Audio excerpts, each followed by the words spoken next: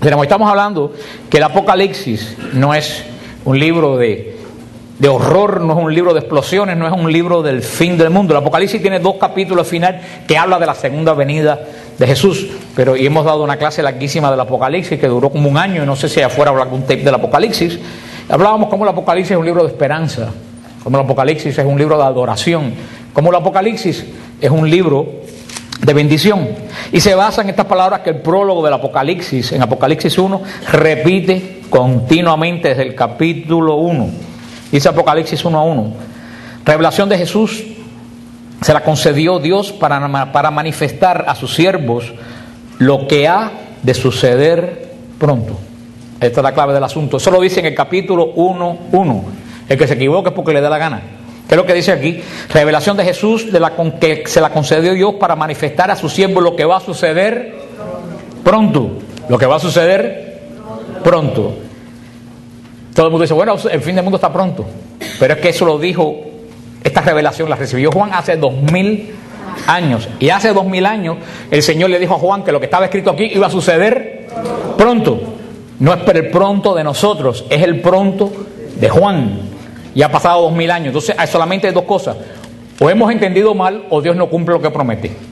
Como es imposible que Dios no cumpla lo que promete, lo más seguro es que nosotros hayamos entendido el Apocalipsis mal, y por eso es que nadie lo entiende, porque lo leen buscando lo que no está escrito. El Apocalipsis es un libro de consolación, de una visión que le da el Señor a Juan para la iglesia del Asia Menor que va a sufrir la gran persecución de Nerón.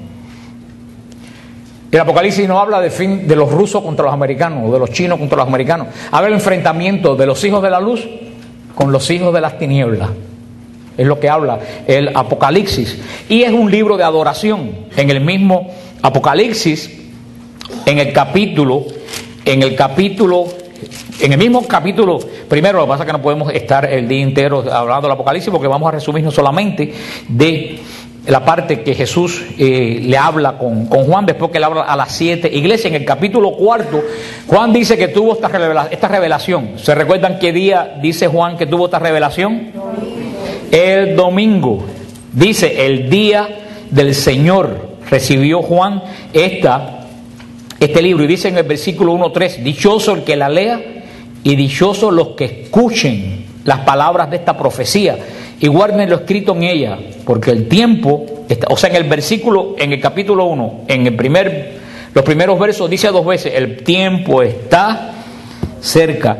Dice Juan en el versículo 9, yo Juan, su hermano y compañero de la tribulación del reino de la paciencia en Jesús, me encontraba en la isla de Patmos por causa de la palabra de Dios. Caí en éxtasis el día del Señor, ya sabemos el domingo, en el día del Señor. Y oí detrás de mí una gran voz como de trompeta que decía, lo que veas escríbelo en un libro y envíalo a las 7 iglesias. O sea, Juan recibe esta revelación un domingo, lo más seguro. Juan, el apóstol amado, el apóstol de Jesús que vivía en Éfeso, lo más seguro es que Juan haya recibido esta revelación después que él celebra la Eucaristía.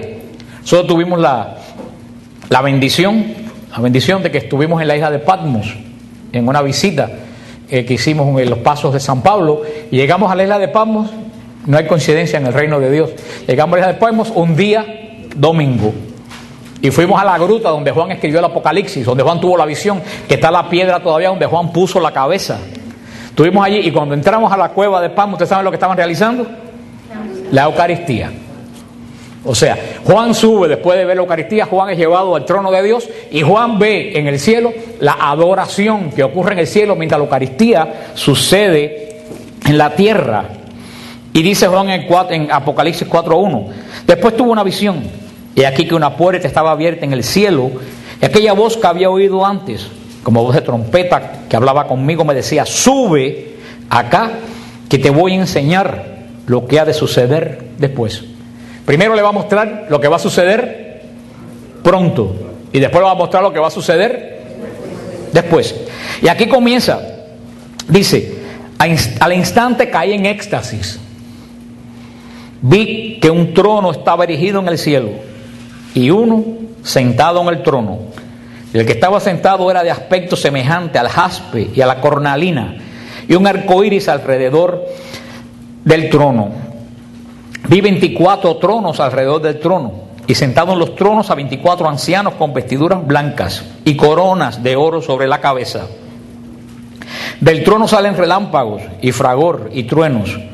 Delante del trono arden 7 antorchas de fuego, que son los 7 espíritus de Dios. Delante del trono, como un mar transparente semejante al cristal. En medio del trono, 4 vivientes llenos de ojos por delante y por detrás. Juan empieza a relatar la visión. Pero fíjate, desde que Juan tiene la visión, ¿en qué se centra la visión de Juan? ¿Qué es lo que repite continuamente que ve? Un trono, y un trono, y un trono. La visión de Juan se sienta en el trono. ¿El trono de quién? El trono de Dios. ¿Y qué es lo que nos da a nosotros? ¿Qué idea nos da a nosotros? La idea del trono. De un rey. Y un rey tiene, ¿qué cosa? Poder. O sea, vemos que Juan se adentra al lugar donde nadie ha entrado, solamente Jesús, delante del trono del mismísimo Dios, el trono de poder. Dice que está rodeado de 24 ancianos. Ustedes no saben porque no son israelitas. Los que reciben esta profecía tenían muchos raíces israelitas. Ellos sabían de qué Juan estaba hablando. Esos 24 ancianos simbolizan los 24 turnos de adoración que había en el templo. En el templo había un turno de 24 grupos de sacerdotes, que continuamente esos 24 sacerdotes de los 24 turnos estaban en continua adoración. Uno de los miembros de ese turno era Zacarías. Por eso cuando Zacarías entra al lugar santísimo a ofrecer el incienso, ¿quién se le aparece? El ángel Gabriel le dice: tu esposa Isabel va a concebir. Él era de esa estirpe sacerdotal. Luego entonces vemos el trono de Dios rodeado de ¿qué? De adoración. De los 24 turnos sacerdotales que adoraban al Dios de Israel. Ya esa adoración no está en el templo de Israel. El templo de Israel, el Apocalipsis habla cómo va a ser derrumbado, el último obstáculo que quedaba de la antigua alianza. Y lo dice Hebreos 9, esa adoración pasó del templo de Israel hecho de piedra al cielo. Por eso la adoración Juan no la ve en la tierra, la adoración Juan la ve en el cielo. Y dice en Apocalipsis 8, los 4 vivientes tienen cada uno 6 alas, están llenos de ojos todo alrededor y por dentro, y repiten sin descanso día y noche: Santo, Santo, Santo, Señor Dios Todopoderoso, aquel que era, que es y que va a venir. Y cada vez que los vivientes daban gloria, honor y acción de gracias al que está sentado en el trono, vive por los siglos, los 24 ancianos se postran ante que está sentado en el trono y adoran al que vive por los siglos y arrojan sus coronas delante del trono diciendo: eres digno, Señor, de recibir gloria, honor y poder, porque tú has creado el universo y por tu voluntad todo existe. Aquí vemos la adoración celestial. Vemos estos seres vivientes que dice que están llenos de ojos por delante, por detrás. ¿Qué es lo que quiere decir eso? Quiere decir los espíritus de Dios que todo lo ven. Nadie se puede escapar de la mirada de los espíritus de Dios. Posiblemente por lo que vemos que esto mismo es lo que repiten en el profeta Isaías, que ve a los mismos ángeles cantando Santo, Santo, Santo. Sabemos que estos son los serafines. Lo que están viendo delante del trono de Dios, lo que ve Juan, son los serafines. ¿Y quiénes son los serafines? Lo que proclaman continuamente la alabanza de Dios. Fíjate cómo la alabanza y la adoración están mezcladas. Tú no puedes quedarte en la adoración, tú pasas de la adoración. ¿Cómo comienzan los ángeles? Gritando Santo, Santo, Santo. Están alabando a Dios. ¿Por qué lo alaban? Porque Dios es todopoderoso, aquel que era, que es y que va a venir. Ahí reconocen quién es Dios. Ahí vemos la alabanza. ¿Por qué alaban a Dios? Porque Dios es todopoderoso. Tienen un motivo para adorar. Pero cuando están alabando, para alabar, cuando están los ángeles alabando, ¿qué hacen los 24 turnos sacerdotales? Se quitan las coronas, se postran y ponen las coronas delante del trono de Dios. Esa es la adoración. ¿Se recuerdan lo que es adoración? Es rendirte tú delante al que es más poderoso que tú. Por eso estos hombres que tenían puesta, ¿qué cosa? Corona. Se quitan la corona cuando oyen la alabanza, se quitan la corona y la ponen delante del trono. Quiere decir que ellos se rinden delante de alguien que es más fuerte que ellos. No hay ejemplo más hermoso que esto de adoración. Y la adoración nace, tiene su raíz ¿dónde? En la alabanza. Cuando la alabanza tú reconoces a quién tú alabas, ¿cuál es el próximo paso? Tú lo adora. Y dice, eres digno, Señor Dios nuestro, de recibir la gloria, el honor y el poder. ¿Por qué? Porque tú lo has creado todo y por tu voluntad todo existe. Ellos reconocen que están adorando porque todo lo que ellos tienen fue creado y viene de Dios. Hermano, cada uno de nosotros hoy en día tiene una corona. Cada uno de nosotros hoy en día se cree rey de algo. Yo me puedo sentir rey de Siloé. Roxana se puede sentir reina de Egipto, no reina de Geset. O Rubén y Mire se pueden sentir reyes de las grabaciones. O Miguelina se puede sentir reina de siervos de Cristo vivo.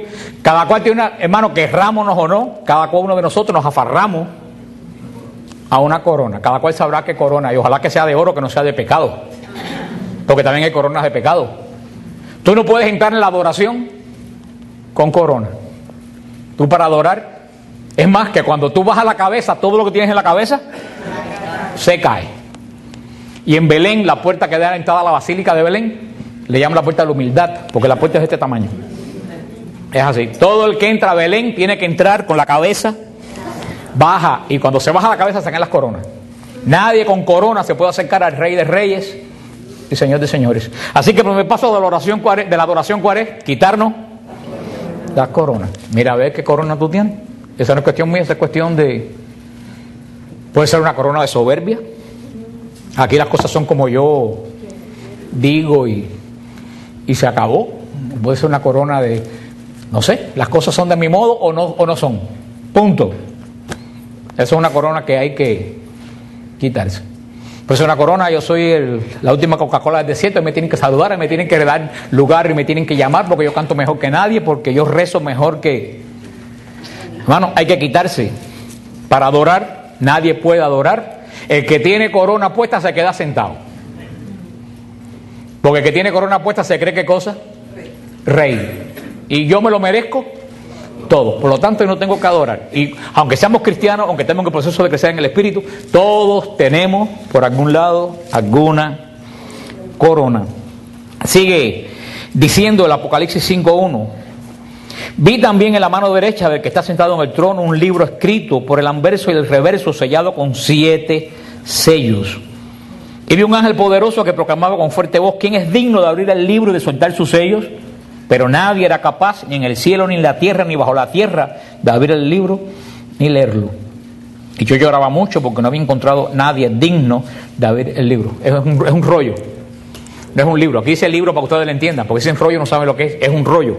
¿Sabe por qué saben lo que es un rollo? Porque tiene puesto 7 sellos. Y cuando a un judío le hablan de rollo, ¿usted sabe qué le viene a la mente? La ley. La ley se leía en rollo. ¿Qué es lo que tiene el que está sentado en el trono? ¿Qué es lo que tiene en la mano? El rollo de la ley. Nadie podía ser digno de abrir el rollo de la ley, el pacto de Dios con Israel. ¿Por qué nadie era digno de abrir el pacto de Dios con Israel? Porque todos los judíos habían incumplido el pacto. Todos, eran 637 leyes. Todos. Dice en el versículo 5, pero uno de los ancianos me dice: no llores.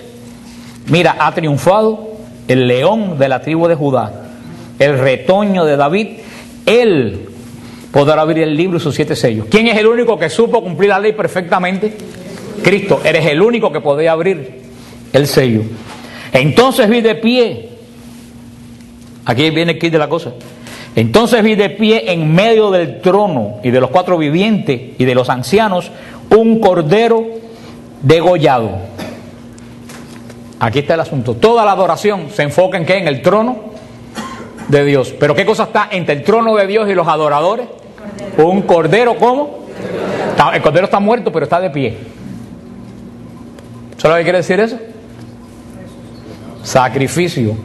Cordero degollado, sacrificio. Pero no cordero degollado muerto, cordero degollado vivo, muerto por nuestros pecados, resucitado. ¿Qué es la Eucaristía? El sacrificio. La renovación del único sacrificio de Jesús. Nosotros tenemos al cordero que está degollado, porque está sacrificado, pero está puesto, está de pie. Y es el único que tiene poder para abrir y cerrar el libro de los sellos. Y dice: y se acercó y tomó el libro de la mano derecha del que está sentado en el trono. Cuando lo tomó, los 4 vivientes, los 24 ancianos, se postraron delante del Cordero. Por eso tú sabes que el Cordero es Dios. Porque los ancianos no se van a postrar delante de que no sea Dios. Tenía cada uno una cítara y copas de oro llenas de perfumes. Oye, hermano, lo que dice. Que son las oraciones de los santos. ¿Qué tenían los 24 ancianos en la mano? Una copa llena de perfume. ¿Qué cosa es el perfume? La oración de los santos. Y dicen que la oración de los santos no vale. La oración de los santos, ¿quiénes la tienen? Los ángeles en las manos, en copas de oro. Es el incienso lo que le dije. Pero santo no quiere decir, no es la oración de Sor María de Jesús crucificado, no es la oración de San Juan Bosco. Es la oración de todas las personas en la iglesia que son santos, de los seguidores. Por supuesto que la oración de ellos debe estar en primer lugar en la copa y de la de nosotros en la parte de abajo. Pero ¿qué presentan en la adoración esta gente al Cordero? Las oraciones de los santos. Esas son las oraciones de intercesión, que es el próximo paso que vamos a... Fíjate cómo el perdón te lleva a la alabanza. La alabanza te lleva a la adoración. Y la adoración te lleva a la intercesión.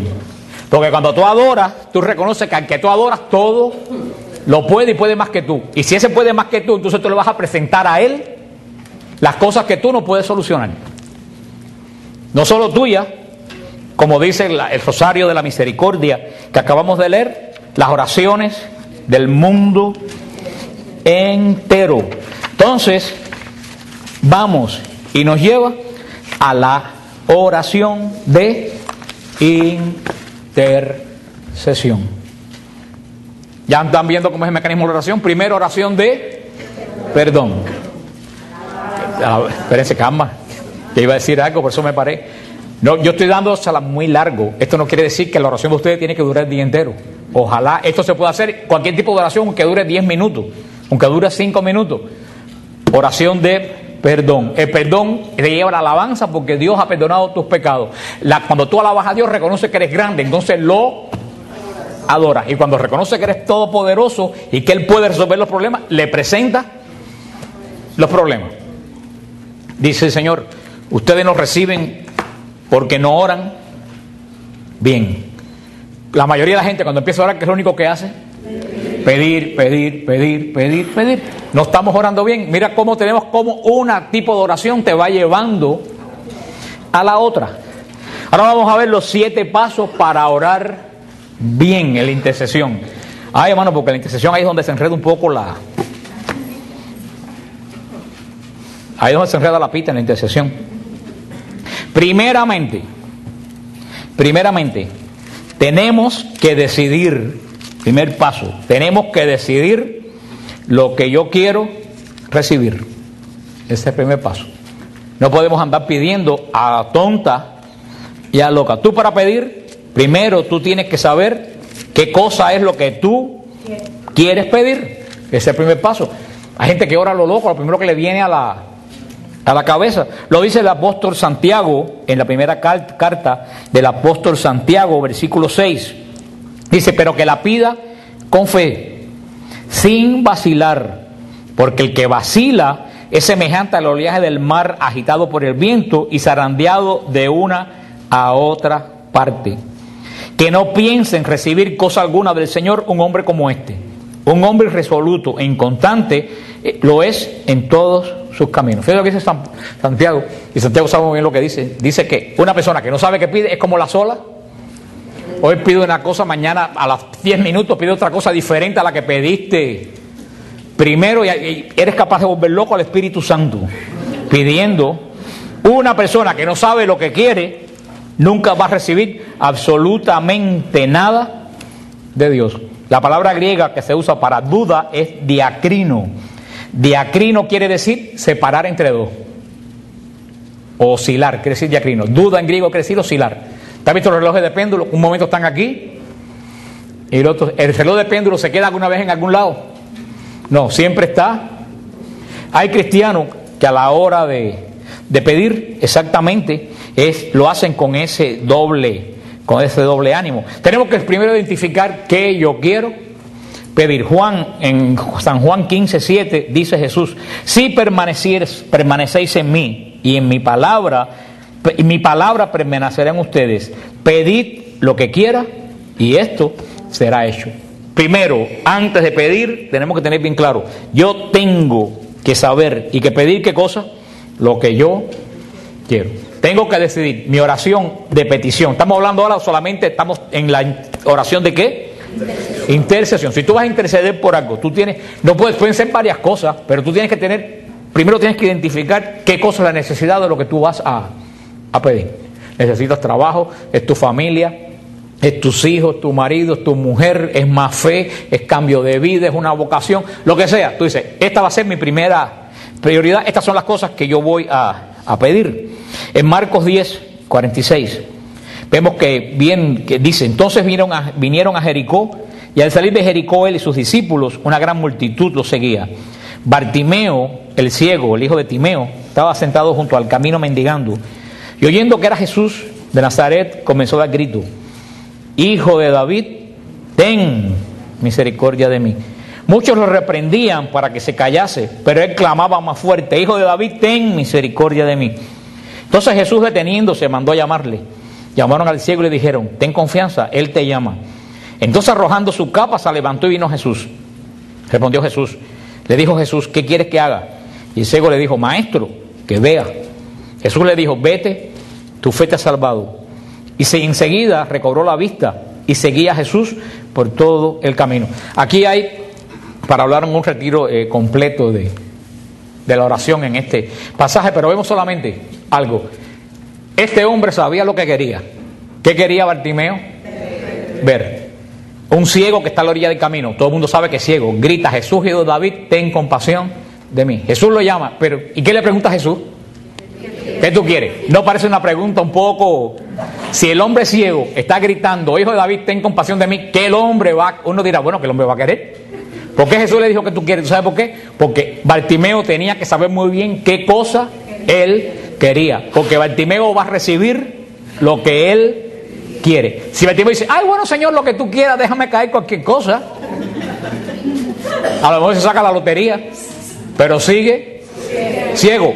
Este hombre, y aquí hay mucho que ver. Fíjate, ¿qué es lo primero cuando Jesús llamó a Bartimeo? ¿Qué fue lo primero que Bartimeo largó? ¿Qué es lo que soltó? La capa. Ah, pero ustedes no saben una cosa, porque Bartimeo soltó. Y cuando Bartimeo tenía la capa, ¿dónde estaba? Sentado a la orilla. ¿Tú sabes por qué? Porque los hebreos, la gente que pedía limosna, se metía las cosas que recogía en la capa. Ahí tenía todas las cosas que él había recogido. Y si el ciego andaba caminando con todas las cosas que había recogido en la capa, ¿qué podía pasar? La iba a perder.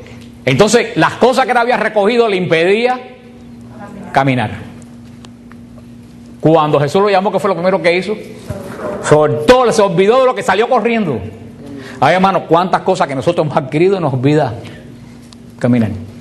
Yo siempre tengo los íconos, tengo puesto una vela siempre delante de los íconos, como señal de respeto, y yo vine para acá y la dejé prendida, y mi hermana me fue a buscar el catecismo que se me había quedado, y me llamó y dice: ¿cómo tú estás loco? Tú dejaste la vela prendida si coge candela. Y yo estaba pensando, lo que no sabe, yo estaba diciéndole al Señor cuando me veía: Señor, ojalá cogiera candela el apartamento, porque de verdad que yo tengo, lo único que es pena por la gente de arriba y los vecinos, pero bueno, que no sé qué más, pero digo, la verdad que yo tengo tantas cosas que estoy demasiado amarrado. Si yo me quedara sin nada, yo empezara a dar brinco contento. Y no iba a almacenar nada más de todas las pilas de porquería que tengo aquí en la casa. Porque uno va almacenando el televisor, el VCR, el computer, los libros, la ropa, los zapatos, los íconos. Y cuando viene a ver todas esas cosas, ¿tú sabes qué? Te impiden caminar. Te impide caminar. Yo desafortunadamente no puedo entrar a monje. No, yo quisiera entrar a monje, eso hubiera sido, pero yo estoy casado por la iglesia, a mí no me dan la anulación. Y eso es un requisito para poder, yo lo he hablado muchísimas veces se lo digo porque no es posible, porque no, mientras, las 2 veces me han negado la anulación. Pero si a mí me dieran la anulación y yo quisiera entrar en monasterio, ¿tú sabes las cosas que me impedían entrar en monasterio? Las deudas que yo tengo. No, eso es serio, tú no puedes entrar en un monasterio con deudas. Porque tú no puedes tener un monje que se declara en bancarrota, hace algo malo y viene. No, yo no estoy haciendo un chiste. Esto es las carmelitas en todos los lugares. Tú no puedes entrar a un monasterio con deuda. Antes de entrar a un monasterio, tú tienes que pagar tus deudas. y pagarlas bien pagadas. Entonces yo decía, yo estoy como Bartimeo. Si yo puedo entrar al monasterio, aunque me dieran la anulación, peor que es más fácil me dan la anulación que yo pague mi... Estoy como Bartimeo. ¿Qué es lo que me tiene amarrado? El manto lleno de cosas. Y esas deudas son porque le he gastado en cosas que a mí no me hacen falta. Se lo puedo asegurar. Y todos ustedes están exactamente igual que yo. Estamos amarrados, esas cosas nos impiden. Digo, qué feliz yo fuera con un hábito y una Biblia, y nada más. Qué feliz. Yo no sé cómo hay gente que se complica tanto la existencia cuando la existencia puede ser tan libre de todo. Libre de todo. Eso es lo que hizo Bartimeo. Bartimeo no podía caminar porque estaba preocupado que lo que tenía se le cayera. Cuando Jesús lo llamó, ¿qué le importó a él lo que se cayera ni lo que se perdiera? Pero al punto, eso me vino el Señor porque estaba hablando, este evangelio está muy bueno para eso, pero el punto principal es que Bartimeo sabía lo que quería. Segundo, paso para orar bien. Primero, saber lo que queremos. Segundo, buscar en la Escritura qué promesas Dios tiene respecto a lo que tú estás pidiendo. La Escritura está llena de promesas de Dios. Y Dios no es infiel. Cuando Dios promete algo, es porque la puede cumplir. Miles de promesas en la Escritura. Ahora, pero para saber dónde están las promesas, tú tienes que saber qué promesas son. Hay libros que lo venden en las Paulinas, en otros lugares, que se llaman las promesas de Dios, que están clasificados por los tipos de promesas que Dios da. Tú puedes buscar esa promesa, agarrarte esa promesa. Pues una promesa que yo esta mañana una señora me preguntó: no hay hijo de Dios desamparado, ni siervo suyo que mendigue pan. ¿Cuántas veces yo me he agarrado esa promesa? El Señor, tú lo dices. Hace unos años atrás, el mismo día del retiro de diciembre, y Mildred, esta gente lo sabe, el mismo día de este retiro de diciembre, el viernes que salíamos para acá, me llamaron de mi trabajo y me dijeron: estás despedido. Sin yo saber por qué me despidieron, sin saber después de 6 años por qué me despidieron, porque nunca, al contrario, lo único que recibí fue alabanzas y cosas buenas por el trabajo, que inclusive 2 meses antes yo estaba un mes viviendo en Haití, porque la compañía me lo pidió y la dueña de la compañía me dejó una nota: no sé cómo pagarte esto que has hecho por mí. Y el día que iba a dar el bono, por la mañana, el día del que salía para el retiro, estás con una nota: estás despedido. Y yo vine para el retiro y no se lo dije a nadie. A nadie yo se lo dije. Se enteraron porque Pablo María, que estaba en el monasterio, el monje, me llamó a un teléfono celular y me dijo: lo que te pasó porque el Señor lo quiere para liberarte de algo que viene ahí. Y Pablo María no sabía que me habían votado porque ni mis hermanas se lo había dicho yo. Entonces, ¿se acuerdan que estábamos almorzando en Tarpon Spring? Cuando Mandy me llamó con los ojos así, me dijo: ¿te llama Pablo María? Digo: ¿a mí? Dice: sí. Y yo cogí el teléfono. Yo no se lo había dicho a nadie. Me dice Pablo María: eso que te acaba de suceder es porque en ese lugar que tú estabas, la carga espiritual era mucha, a ti no te convenía estar ahí. Pero yo tuve que agarrarme víspera de Navidad, sin bono, sin un sueldo en la próxima quincena. Yo tuve que agarrarme la promesa: no hay siervo de Dios desamparado, ni hijo suyo que mendigue pan. Y me agarré de ella. Por eso tenemos que saber dónde están las promesas de Dios. Dice Primera de Juan, capítulo 5, versículo 14. Y esta es la confianza que tenemos en Él, que si pedimos alguna cosa conforme a su voluntad, Él nos oye. Y si sabemos que Él nos oye en cualquier cosa que pidamos, sabemos que tenemos las peticiones que hayamos hecho. Hermano, aquí está la clave de la oración. La oración es respondida de acuerdo a la voluntad de Dios. ¿Y dónde está expresa la voluntad de Dios? En la palabra. Tenemos que conocer la palabra de Dios. Yo reclamé la promesa para mí: no hay siervo de Dios desamparado, ni hijo suyo. Pero primero tenía que estar seguro de que yo era siervo de Dios, porque soy un descarado. Esa promesa no es para mí. Yo he visto a 40 perlas por ahí reclamar esa promesa. Yo dije: Señor, tú sabes, yo soy siervo tuyo, porque a donde yo voy reventándome de pocas ganas, pero voy. O sea, estaba seguro que yo era siervo de Él. Nosotros tenemos que saber dónde está pero para poder encontrar las promesas tenemos que saber la palabra, porque para hacer la voluntad de Dios tengo que conocer qué cosa Él espera de mí. Dice en Lucas 4:1: Jesús, lleno del Espíritu Santo, volvió del Jordán y fue llevado por el Espíritu al desierto por 40 días y era tentado por el demonio y no comió nada en aquellos días, pasados los cuales tuvo hambre. Entonces el diablo le dijo: si eres hijo de Dios, di que estas piedras se conviertan en pan. Jesús respondió: escrito está, no solo de pan vive el hombre, sino de toda palabra que sale de la boca de Dios. Lo llevó el diablo a un monte alto y le mostró un momento todos los reinos de la tierra. Y le dijo el diablo: todo esto te daré si te postras y me adoras. Respondió Jesús: esta es la última tentación, porque estoy adelantando. Vete, Satanás, porque escrito está: al Señor tu Dios adorará y él solo servirá. Lo llevó a Jerusalén y lo puso sobre el pináculo del templo y le dijo: si eres hijo de Dios, échate de aquí, porque escrito está: a sus ángeles mandará acerca de ti para que te guarden los pies. Y Jesús dijo: dicho está, no tentarás al Señor tu Dios. Vemos este combate de Cristo con Satanás. El Satanás tienta a Cristo con las tres cosas que tienta a todo el mundo desde Adán y Eva: con cosas materiales, tengo hambre, come, con poder, todo esto te lo doy, y con fama, tírate desde aquí. Si Cristo se tira, todo Israel lo ve descender y los ángeles aguantarlo. Las tres cosas con que nos tienta Satanás. Pero ¿con qué combatió Jesús a Satanás? Con la palabra de Dios. Y aquí vemos algo terrible. El diablo se sabe la palabra de Dios. No crean que cualquiera que te recite salmos bíblicos como una ametralladora es santo. El demonio se sabe con versículos y capítulos la palabra de Dios, pero no la cumple. Yo pocos versículos me sé de memoria. Los versículos no se tienen aquí, los versículos se tienen aquí, en el corazón. Hay que saber la palabra de Dios. Hasta Jesús utilizó la palabra de Dios. En 2 de Pedro, capítulo 1, versículo 3, dice: como todas las cosas que pertenecen a la vida y a la piedad nos han sido dadas por tu divino poder, mediante el conocimiento de aquel que nos llamó por su gloria y por excelencia, por medio de las cuales nos ha dado preciosas y grandísimas promesas, para que por ellas llegaseis a ser participantes de la naturaleza divina, habiendo huido de la corrupción que hay en el mundo a causa de la concupiscencia. Todas las cosas que necesitamos y deseamos en esta vida ya han sido provistas por Dios. Así que nosotros solamente tenemos que disfrutar de todas estas cosas. Primer paso para orar bien, ¿cuál es? Definir muy bien qué yo quiero pedir. Segundo paso, buscar en la Escritura qué promesa hay que yo me puedo agarrar para hacer la oración. Hay promesas para padres, para hijos, para esposos, para creyentes, para toda situación. Hay promesas. Le dije una de otra promesa que a mí me encanta: busca primero el reino de Dios y todo se te dará por añadidura. Si tú buscas primero el reino, extender el reino de Cristo, hermano, la añadidura viene. No te va a sobrar, pero no te va a faltar.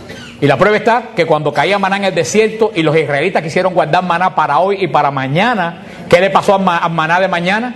Se pudrió. ¿Qué dice el Padre nuestro? Danos hoy nuestro pan de cada día. ¿Tú sabes por qué el Señor no quiere que nos dé el maná para 15 días?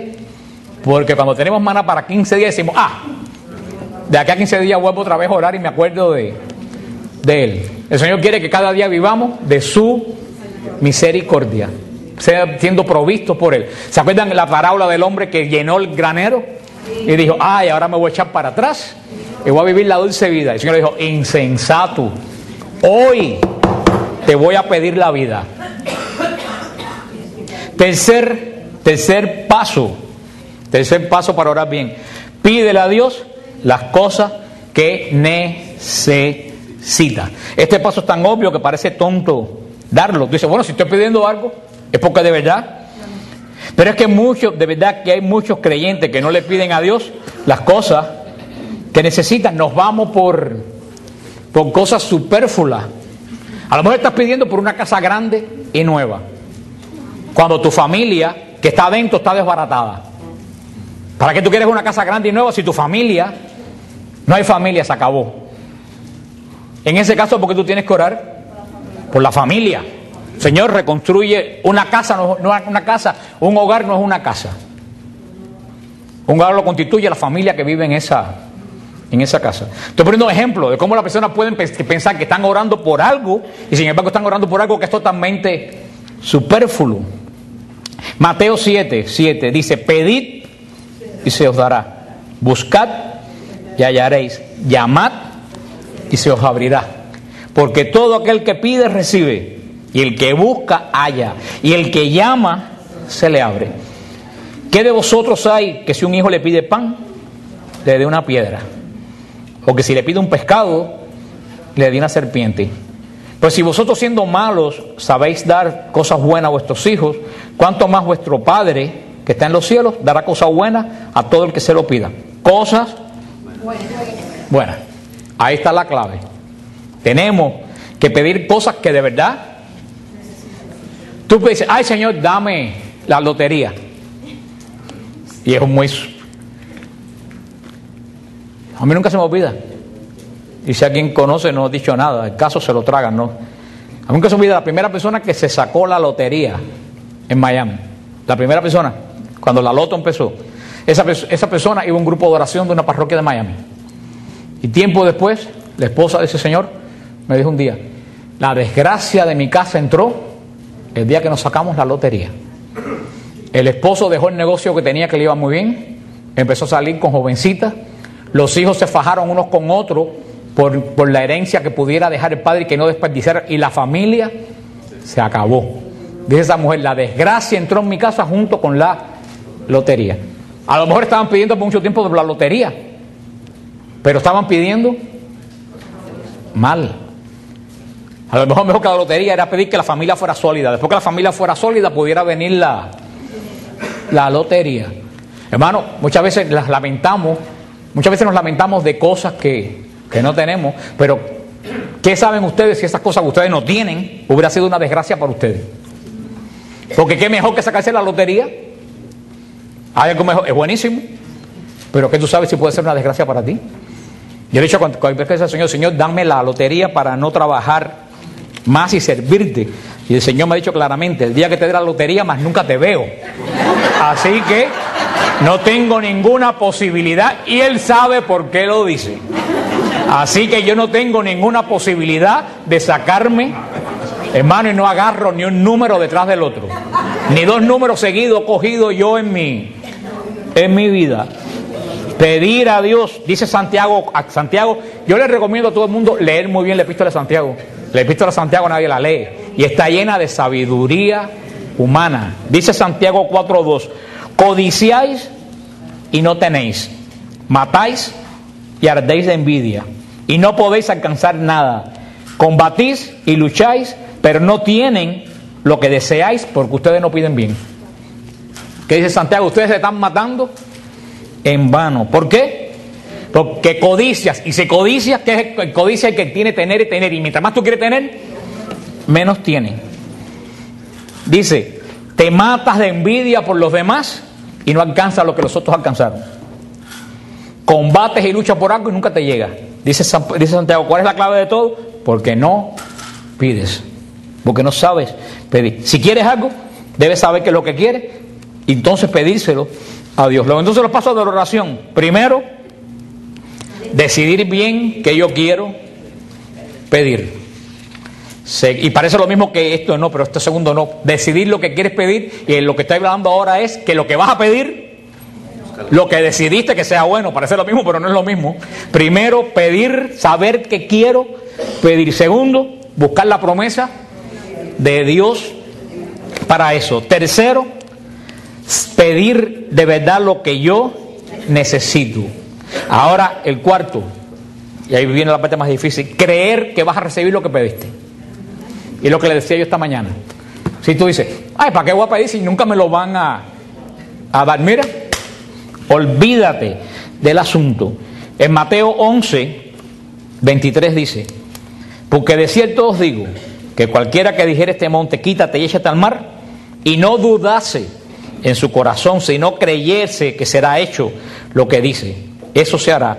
Por tanto os digo que todo lo que pidan orando y lo crean, lo recibirán. Hermano, ahí es donde está el asunto. Hay que creer, hay que orar creyendo. ¿Y dónde está el problema? En la lengua. En la lengua. Yo estoy pidiéndole a Dios un buen trabajo, un ejemplo. Y es bueno pedir a Dios un buen trabajo. Todo el mundo, yo quisiera tener un mejor trabajo que tengo ahora. Aunque a lo mejor si un día el Señor me da un mejor trabajo que tengo ahora, tengo menos tiempo para hacer las cosas que ahora puedo hacer. O sea que toda la vida tiene su sus pros y sus contras. Pero vamos, por ejemplo, estoy pidiendo al Señor un buen trabajo y al mismo tiempo me paso el día entero. ¿Qué va? Como está la cosa, jamás va a aparecer nada que valga la pena. Hermano, ustedes se ríen, pero estoy seguro que esa es la boca de ustedes. Estoy seguro que esa es la boca de ustedes. El matrimonio está mal y están yendo a terapia y a encuentros matrimoniales. Estamos diciendo a todo el mundo por teléfono: ¿qué va? Esto no mejora, esto es un desastre. Tienes a tu hijo un problema de droga y estás diciendo: este hijo mío me va a matar. Te mata. Tu boca es la que te mata, no tu hijo. Si tú estás orando por la conversión de tu hijo, tú no puedes decir más que tu hijo te va a matar. Tú tienes que decir que tu hijo va a ser una bendición en tu vida. Eso es lo que tú crees que va a ser. No cuentes más el lío a nadie que no le importa. Lo único que van a hacer es chismear. Hasta en más chisme cristiano. Ay, ora por fulanita porque el hijo está más mal. Ese es el chisme cristiano. Te sueltan el chisme envuelto en ¿qué? En motivo de oración. Para que no tengan chismosos. Hermano, la boca. Hay que controlar la boca. La boca, yo leí en un libro que la boca es gatillo de las pistolas. Es el gatillo de la fe. Lo que tú dices con la boca, cuando tú prestas el gatillo, ¿qué es lo que pasa? Se dispara. Cuando la boca tuya la mueve, eso es lo que trae maldición o bendición a tu vida. Si una cosa está mala, tú no puedes estarle diciendo a todo el mundo que esto está malo y se va a poner peor. Tú tienes que empezar a proclamar en fe. Si tú estás pidiendo que tu matrimonio se sane, tú tienes que empezar a decir: este matrimonio va a ser el mejor matrimonio de Miami. Si tú estás pidiendo al Señor bendición financiera porque tu trabajo está malo, el trabajo que viene, si estás sin trabajo, tienes que decir, en vez de decir: alabado sea Dios, como está la cosa, ahora me quedé sin trabajo. Tu trabajo, tu oración tiene que ser: Señor, yo sé que para mí el trabajo que viene es mejor que jamás tuve. Si te quedaste sin casa, tienes que decir: Señor, yo sé que esa casa para mí a lo mejor va a coger candela, la que viene va a ser la mejor y va a ser de bendición. Ahora si empezamos: ay, qué desastre, todo es... Entonces, ¿para qué tú vas a orar? ¿Tú sabes quién anda haciendo fiesta cuando te oye a ti en esa actitud? El diablo. El diablo. Y si el diablo oye que tu hijo es el que te está matando, tu hijo va a seguir de mal en peor, porque el diablo sabe que así como único tú vas a perder la fe y vas a dejar de orar.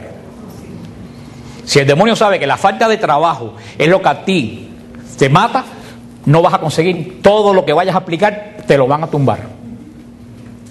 Tú no solamente tienes que pedir, tienes que creer lo que estás pidiendo y eliminar de tu boca toda queja.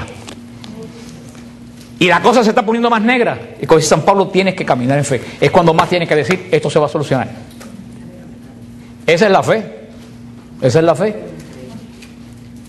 Hermano, siempre lo digo en todos los libros, porque yo no sé, porque yo duermo mucho y nunca he visto el amanecer. Pero dicen que nunca la noche es más oscura que un minuto antes de amanecer.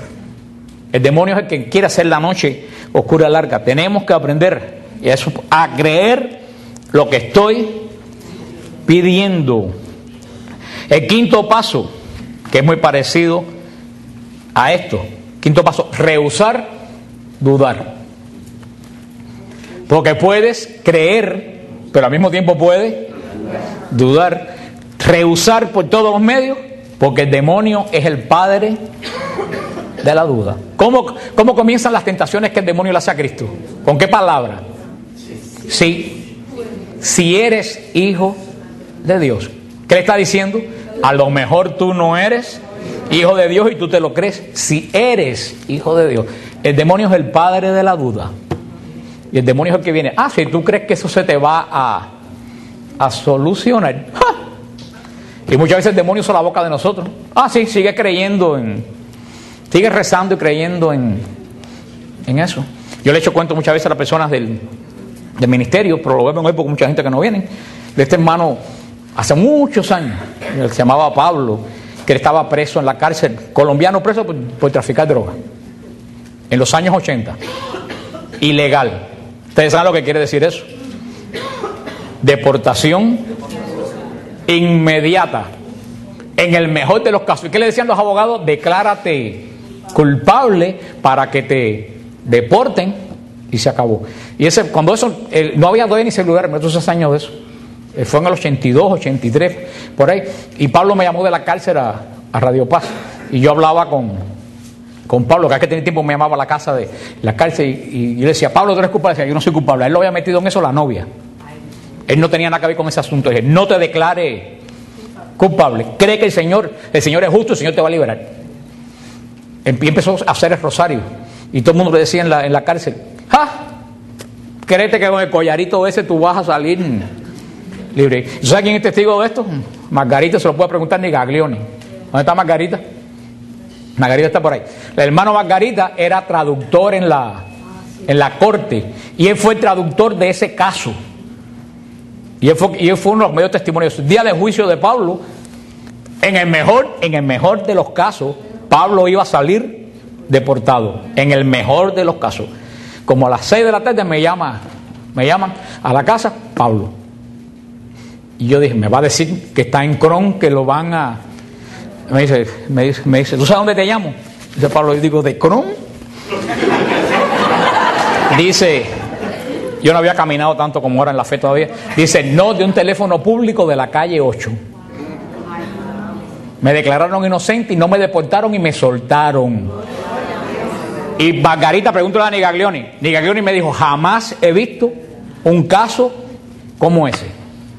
Sin cargo, sin nada y sin para nada, para la calle. Pablo está casado, tiene como 9, una día desapareció con el grupo, tiene como 9 muchachos de todos los tamaños. Entonces, tú sabes, cuando ya se iba, todo el mundo le empezó a preguntar, óyeme, ¿qué es lo que tú estabas rezando? Pero es una persona que no dudó, a pesar que todo el mundo, porque hay amigos como los amigos de Job. Yo no quiero los amigos de Job. ¿Sabes qué están los amigos de Job? Ay, algo malo tienes que haber hecho cuando se está pasando todas esas cosas. Quinto paso, rehusar, dudar. Hay una frase que yo saqué aquí que a mí me encanta, la frase que saqué. Dice, esta frase, a ver si la encuentro. Cree en tus creencias y duda de tus dudas. Cree en tus creencias y duda. Generalmente hacemos al revés, dudamos de lo que creemos y creemos en lo que dudamos. Dice, cree en lo que tú crees y duda. Si tuviera una duda, duda de ella y olvídala. Esa no es duda. Afírmate en lo que tú. Ah, hermano, pero viene la duda y terminamos creyendo en ¿qué? En la duda. Y lo que creemos, para un lado. Anota esa frase, pero se la voy a repetir. Cree en tus creencias y duda de las dudas. Sexto paso de la oración. No, este era el quinto. ¿Cuál yo di? A ver si puse mal el título. No, quinto paso, rehusar dudar. Yo no estoy loco, yo no estoy bien. Quinto paso, rehusar dudar. Voy para el sexto. Sexto paso, medita las promesas de Dios. No solo es leer la promesa que tú encontraste que te pueda ayudar. Esa promesa, dale vuelta. Y que no se aparte nunca de tu boca. En el caso que yo le conté, yo estaba sin trabajo, yo me agarré de esa promesa y continuamente que yo decía, cuando la cosa se ponía mala y yo aplicaba y no me llegaba, yo estaba continuamente, no hay siervo de Dios desamparado, ni hijo suyo que mendigue pan. No hay hijo de Dios desamparado, ni hijo suyo que mendigue. Continuamente estaba meditando. Esto es una promesa, pero puede ser cualquier promesa. O sea, continuamente esa promesa que tú cogiste para la oración, manténla, que nunca se aparte de tu boca. Eso quiere decir confesar lo que tú estás creyendo. Confiesa, yo creo en esta promesa.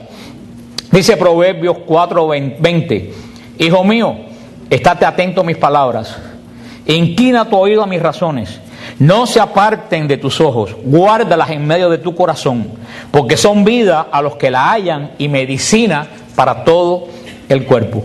Meditar la palabra. ¿Qué cosa es meditar? En ese caso, pongo el ejemplo mío, en ese caso no hay siervo de Dios desamparado. Que yo meditaba, yo soy siervo de Dios. Yo soy siervo de Dios, a ver cómo yo puedo saber que soy siervo de Dios. Hago esto y esto y esto y esto y esto. Si cumplo lo que el Señor me dice aunque no tenga ganas, sí, yo soy siervo de Dios. Si yo soy siervo de Dios, entonces tengo la seguridad de que no voy a estar desamparado. O sea, buscar una palabra de Dios y cuando tú tengas esa promesa, ¿qué cosa? Meditar la promesa. No decaerte, no dejar esta promesa detrás. Y cuando tú crees en una promesa, tú persigues el objetivo de esa promesa. Tú estás detrás de esa promesa. Señor, ¿qué ejemplo más grande? Y no lo voy a mencionar porque el tiempo se nos acaba. Vaya, nos estamos acercando a esta parte porque tenemos las vísperas ahorita. Que la mujer que padecía de flujo de sangre, 12 años con flujo de sangre en el Evangelio, 12 años con flujo de sangre. Y un día pasó Cristo, ¿y qué fue lo único que pudo agarrar? El manto. Dijo, si lo agarro me sano.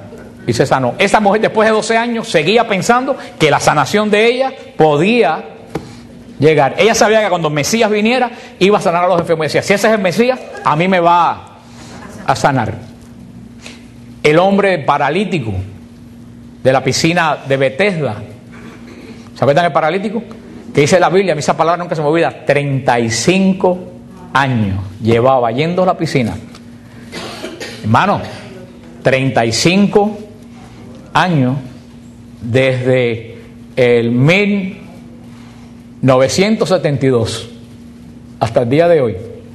¿Cuántas cosas ustedes han hecho desde el 72 hasta ahora? Pues ese hombre iba desde el 72 hasta ahora todos los días a la piscina. ¿Por qué iba a la piscina? Porque él sabía que si el ángel movía el agua, el primero que entraba se sanaba. Y a pesar que no tenía a nadie que lo empujara, él seguía yendo. ¿Tú sabes cómo se llama eso? Primero escogió lo que iba a pedir. Después buscó una promesa porque sabía que ese ángel sanaba. Tercero, creyó que podía. Y usted lo meditó, porque estoy seguro que todos los días decía, mañana tengo que buscar quien me lleve a la piscina. Porque yo sé que Dios tiene poder en esa piscina para curarme. Hermano, a mí ese evangelio, porque parece muy sencillo y lo leemos, pero hermano, 35 años. Y Lázaro, el de la parábola, cuando nos dice el Señor cuántos años Lázaro fue a la puerta de Pulón a ver si el Pulón le daba algo de lo que sobraba. Y el Pulón no le daba nada y él seguía yendo a ver. Y al final quien no le dio Pulón, le dio el Señor de señores y Rey de reyes. Eso verdaderamente tenemos que meditar la palabra, pero luego es meditar esa promesa. Meditar esa promesa es ponerla en práctica y no desanimarnos. Una de las pruebas que mata la oración es el desánimo. Yo pido 2 días y si no se me da, yo digo, ay, total, ya Dios no quiere Dios no me lo va a dar porque ya Dios se olvidó de mí. Pum, y cambio, y voy a me hago un despojo, me pongo un azabache a ver si de algún lado a mí me puede. Hermanos, somos inconstantes en la oración. Una oración que da es una oración que tú pides y pides y pides y pides y pides hasta que se te cae la lengua. Somos muy inconstantes. Santa Mónica oró 29 años por la conversión de su hijo San Agustín. 29 años. Y San Agustín cada vez iba de mal en peor. Tuvo un hijo ilegítimo, andaba en paganismo, en herejías, en borrachera. Y Santa Mónica orando. Y se encontró, me imagino que Santa Mónica debe haber agotado la paciencia de San Ambrosio de Milán. Porque San Ambrosio parece que viendo toda esa vieja llorando el día entero atrás de ella, como alguna señora, ay, mi hijo no se me... ¿Qué le dijo San Ambrosio? Ningún hijo de tantas lágrimas se puede perder. Ningún hijo de tantas lágrimas se perdió, uno de los grandes santos de la iglesia. Y no solo se santificó San Agustín, se santificó Santa Mónica de tanto orar. La perseverancia. ¿Cuántos años duraste por la conversión de la cosa esta? ¿Cuánto? 17 años, yo lo sé, por eso se lo pregunto. 17 años oró ella por la conversión de Raymond. ¿Y se convirtió o no se convirtió? Vaya si se convirtió. 20 años orando por la conversión de este hombre. Yo conozco una señora que iba al grupo cuando estábamos en San Gio, María, que la Mildred la vimos, ¿te acuerdas? En Mother of Christ cuando fuimos. Que María iba al grupo de San Gio al principio, que lo dice, orando y orando por la conversión del marido, porque el marido era una bala perdida. ¿Y tú sabes quién estaba en el grupo de oración con María? El marido. De hecho, un siervo de Dios en Emaús. Yo dije, María, cuando tú ibas orando y orando por este esposo tuyo que no tenía remedio, mira y sirviendo a Dios junto contigo. Eso es perseverancia en la oración. Y el último paso, el séptimo paso de la oración de intercesión es alabar a Dios cuando tenemos la respuesta de esa oración de intercesión. Alguien dijo que la alabanza, que lo dijimos ahorita, es el nivel más alto de la fe. Y verdaderamente lo estamos creyendo. Estamos dando gracias cuando también tenemos la alabanza. Esta alabanza de cuando se cumple lo que el Señor te ha dado te lleva al último paso de la oración. Esta es una alabanza de acción de gracia. No puedes quedarte solamente con ya recibí lo que tengo. ¿Se acuerdan los leprosos? 10 leprosos sanados. ¿Cuánto viró? 1. El mismo Jesús dijo, ¿cuántos se sanaron? Porque podemos decir, a lo mejor será más que se sanó uno solo. ¿Cuántos se sanaron? Los 10 se sanaron. Uno solo viró de gracia. Tenemos una boca muy grande para pedir y muy chiquita para dar gracia. Tenemos la oración de intercesión, nos lleva a la oración de acción de gracia. Y las oraciones, hemos puesto de la oración de intercesión en el caso personal, pero la oración de intercesión no solo es personal. Cuando intercedemos, ya lo dijimos en uno de los pasos, tú no puedes orar, centrarte en la oración en ti mismo. Hay motivos de intercesión continuamente. Yo recibo todos los días por email de WTN, la que yo recibo no menos de 15 o 20 peticiones de intercesión. La última recibí una muchachita que desde los 6 años está siendo violada y tiene 21. Y lo más triste el caso es que ella está hecho adicta a esta violación. Y estaba orando, me pidió oración para que liberarse de esa. Estaba violada por un tío. No se creen que los curas son los que andan abusando por ahí. Los más de los abusos se dan dentro de la familia. Lo que pasa es que eso nadie habla. ¿Cuántas que yo se los mando? Tengo una serie de monasterios y a algunos de ustedes yo les mando los motivos de oración que cada semana y cuando es algo muy grave se lo mando a todo el mundo. Pero hermano, ¿cuánta necesidad hay de oración de intercesión? Esas son las que yo sé, pero ustedes pueden orar por otras que ustedes saben, que les llegarán a ustedes, porque cuando la gente sabe que se reirán de ti en el trabajo porque eres cristiano, pero cuando alguien tiene un problema en el trabajo van a donde estás tú para que tú ores por ellos, aunque se hayan reído de ti, porque ellos saben dónde está el poder de Dios. Lo que pasa es que ellos se burlan de ti porque no tienen valor para hacer lo que tú estás haciendo. ¿Cuánta necesidad hay de intercesión? ¿Cuánto hay que orar por los misioneros? ¿Cuánto hay que orar por las iglesias árabes que tanto están sufriendo, que la están masacrando delante del mundo entero? A nadie le importa. La iglesia de Irak, la iglesia del Líbano, la iglesia de Egipto, la iglesia de Nigeria, que ahora la han masacrado la semana pasada. ¿Cuánto hay que orar por las iglesias que están sufriendo? ¿Cuánto hay que orar para que se acabe el aborto en los Estados Unidos? Porque los abortos traen espíritus de muerte sobre la nación. ¿Cuánto hay que orar? Hasta por cosas que ustedes no saben. Señor, yo oro por los muchachos que andan descarriados, que ustedes no saben ni quiénes son. ¿Cuánto hay que orar por las familias que se están destruyendo? Yo tengo que orar por mí, pero también tengo que prestar al Señor la intercesión por tantas cosas. Por gente que a lo mejor tú has visto, sabes un caso y ni siquiera tú los conoces, pero tú oras por esa persona. Cuando tú tienes la oración de intercesión, después el último paso es la acción de gracia. Si quieres un consejo, y lo dice San Pablo, comienza a dar gracias antes de ver la solución del problema. Cuando tú comienzas a dar gracias antes de ver la solución del problema, eso se llama caminar en fe. Como dice Raymond, declarar victoria en lo que tú estás pidiendo. Señor, yo sé que esto en el cielo ya está arreglado. Y aunque no lo vea todavía, te doy gracias porque eso viene. Y dice San Pablo, y cuando la cosa se ponga más oscura que nunca, más gracia tienes que dar. Eso es caminar en fe. Hermano, si tú sigues estos pasos, la oración de intercesión va a ser poderosa y te va a llevar a la acción de gracia. O sea, oración de perdón. La oración de perdón te lleva a la alabanza. La alabanza te mueve a la adoración. La adoración te lleva a la intercesión. Y la intercesión te lleva a la acción de gracia. Vamos a orar así. Vamos a orar así. Todo el mundo ora siempre, todo el mundo anda. La gente que piensa que oración es sinónimo de petición. Y llegamos al Santísimo, nos arrodillamos y sacamos la lista.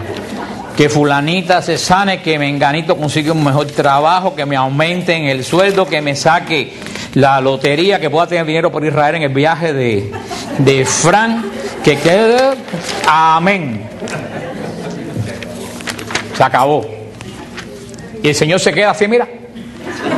Porque te quiere decir algo a ti y tú no lo has dejado. La oración es un diálogo.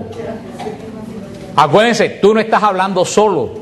Ese es el kit de la oración. Tú no estás hablando solo, tú estás dialogando con alguien. Y si tú dialogas con alguien, tú tienes que dejar que esa persona te hable a ti. Y San Juan Bosco decía, está escrito en la pared de Siervos de Cristo Vivo, los grandes acontecimientos ocurren en el silencio del corazón. Pero como le dije al principio que llegamos el día de retiro, no sabemos hacer, que no solo que no sabemos pedir, claro que no sabemos pedir, pero no sabemos hacer silencio. Y si no sabemos hacer silencio, ¿cómo yo voy a esperar que Dios me conteste lo que yo estoy diciendo? ¿Cómo yo voy a saber que Dios me va a decir, esa promesa que estás pidiendo no es la promesa que a ti te hace falta pedir? Cámbiala. Hermano, el Señor habla. Y habla más fuerte que si tú lo oyeras por el radio. Pero para que el Señor te hable, tú tienes que callarte. Continuamente en el grupo yo tengo la costumbre, cuando la gente empieza a hablar, yo me callo. Le digo, aquí no podemos hablar ustedes y yo. O hablan ustedes, o hablo yo. Y como yo sé más que ustedes, porque el Señor me lo dio, pues ustedes están aquí para que yo los enseñe, entonces ustedes tienen que callar. Porque si ustedes supieran más que yo, ustedes estuvieran aquí, yo estuviera sentado ahí. Como cuando viene gente como Fernando Casanova, esa gente que sabe más que yo me siento y me callo. Pero los dos no podemos hablar porque es una casa de locos y ni uno ni otro recibimos nada. En la oración pasa eso. Ustedes tienen que hablar, pero tienen que dejar a Dios hablar. Tenemos que hacer silencio. La oración de silencio, yo eso no lo voy a explicar porque eso se explica por sí sola. Vamos a ver mañana la oración de contemplación, que es la oración de las oraciones. Pero hay que hacer silencio. Por eso yo le decía, alguien vino y me dijo, ay Frank, alguien te dio las quejas de que yo estaba hablando anoche en el... Esa persona se echó para adelante ella misma, porque a mí nadie me dio ninguna queja. Así que las malas conciencias empiezan a salir. Hay veces que yo digo cosas y la gente me dice, Frank, a ti te dijeron lo que a mí... No, a mí no me dijeron lo que a ti te pasó, es algo que yo estoy... Por eso yo estaba diciendo, si estamos hablando por el día, vamos a aprovechar la noche para que Dios entonces nos hable. Hermano, y por eso los monjes se levantan en la madrugada, porque el mejor momento para escuchar a Dios es la madrugada. Por el día es bueno para hablar con Dios, pero la madrugada es bueno para escuchar la voz de Dios, porque todo el bullicio del mundo se calmó. Y hay gente que me dice, me quedo dormido. Bendito sea Dios. Samuel, dormido, escuchó la voz de Dios que decía, Samuel, Samuel. Hay gente que dice, yo voy al Santísimo y me quedo dormido. ¿Qué es mejor que quedarse dormido en el Santísimo que quedarse dormido en una discoteca? O cogiendo droga. No tengan miedo a quedarse dormido. El Señor habla de muchas veces tú no te quedas dormido orando, es que el Señor te está sanando. Yo quiero decirle que ustedes no tienen ni idea de cuántas cosas el Señor los ha sanado, que ustedes no tienen ni idea que han sido sanados de eso. Y un día en el cielo se van a dar cuenta de cuántas cosas internas ustedes tenían, de cáncer, tumores, que el Señor un día los sanó. Y hay cosas que nosotros sabemos, pero hay cosas que nosotros no las sabemos. Y un día el Señor, mire, yo padecí por años un dolor aquí en el... ¿Tú te acuerdas, Mari? Un dolor aquí en el estómago. Me empezó un encuentro juvenil en la diócesis de Pinar del Río, yo tendría 15 o 16 años.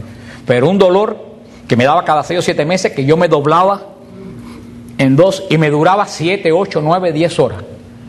Cuando a mí me daba, yo no podía trabajar el día siguiente porque el día siguiente me quedaba, porque eran 7, 8 horas doblado en dos y nadie encontraba qué cosa. Me hicieron hasta sonogramas con el dolor andando y me decía el médico, tienes todo el estómago totalmente paralizado. Pero nadie sabía qué cosa era. El otro día Hace 4 o 5 años yo dije, ay Dios mío, hace más de 5 años que a mí no me da el dolor ese. Me acordé que hace como 5 años que se me quitó porque como, ¿tú sabes qué? En un momento que yo no me di cuenta, el Señor me sanó, sin estarlo buscando y sin nada. Y como eso, ¿cuántas cosas habrá que el Señor nos sane y nosotros no nos damos cuenta de ello? Porque el Señor obra, pero tenemos que dejar al Señor obrar. Por eso en nuestra petición, la respuesta de nuestra petición también es la oración de silencio. La oración de silencio no es la más insignificante de todas las oraciones. Para mí, la oración de silencio es una de las oraciones más importantes. Porque tú hablas, pero entonces tú dejas que Dios te hable a ti. Pero como Dios no habla con voz vocal, Dios va a hablar a tu espíritu, de espíritu. Y aunque tú creas que no, en ese silencio tú vas a recibir palabras y consuelos de Dios.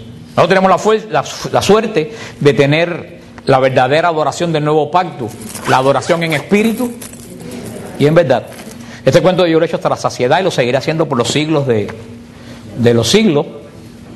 Que esta muchacha, que hace tiempo que no viene al ministerio, ella se casó ya, Jackie, que ella estuvo mucho tiempo yendo al ministerio, que ella era testigo de Jehová y se convirtió al catolicismo. Y Jackie me decía una vez, hermano Frank, los católicos dicen que Jesús está en el Santísimo Sacramento, pero ustedes no lo creen.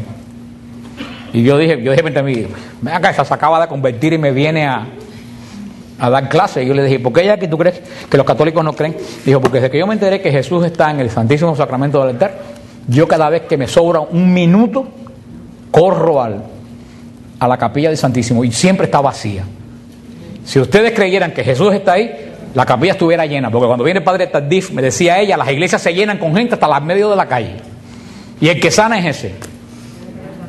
Tenemos la bendición de tener en el medio de nosotros al que sana, no en espíritu, lo tenemos en verdad. Hermanos, no lo aprovechamos. Hay montones de capillas de Miami de adoración que están abiertas 24 horas. Santa Ágata, San Timothy, San Tomás, San Brendan, la Inmaculada, San Luis, y muchas veces voy a esa capilla y no hay nadie.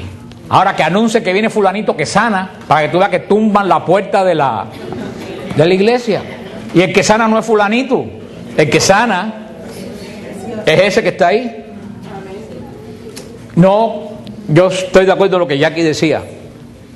Lo decimos, pero no lo creemos.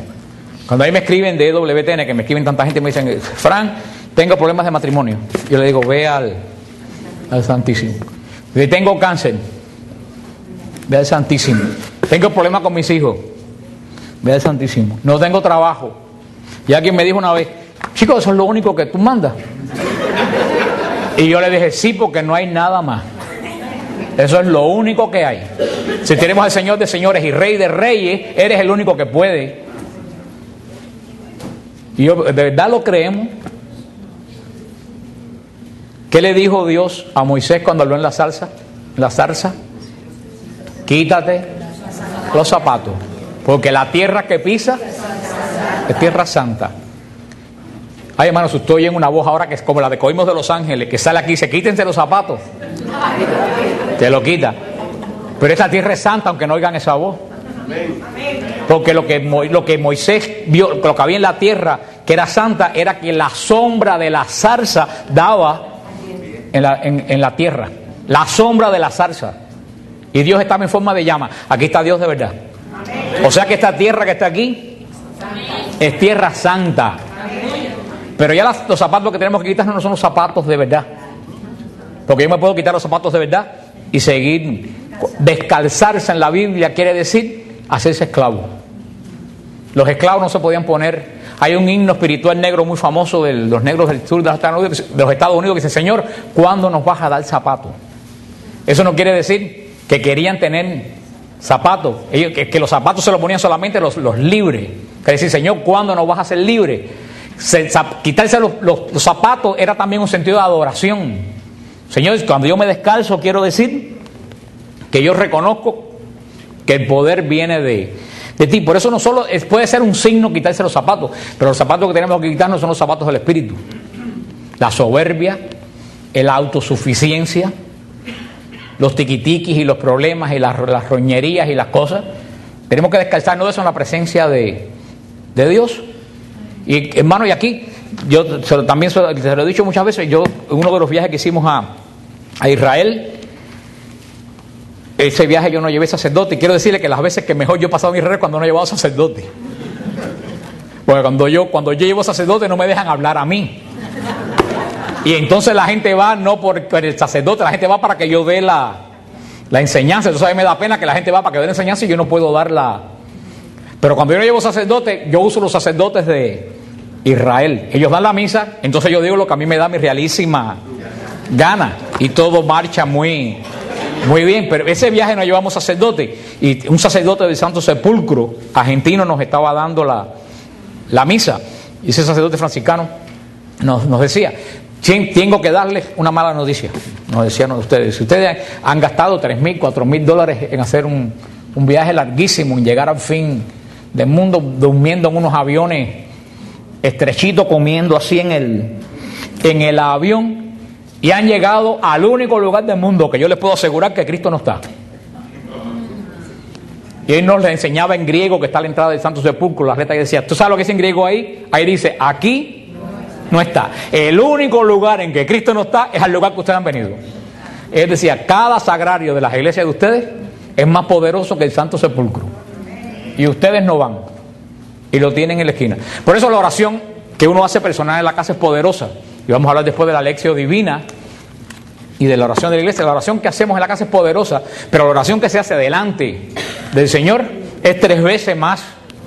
Y la oración que se pone en la Eucaristía, como yo le he explicado a ustedes la Eucaristía, y por este tape que lo pueden comprar de la cena del Cordero, de la cena de... ¿Cómo se llama? ¿El tape? No, dice la Eucaristía afuera, ¿cómo dice el CD por fuera? La Pascua Eterna, o dice la Eucaristía. La Eucaristía, dice la Eucaristía. En Siloé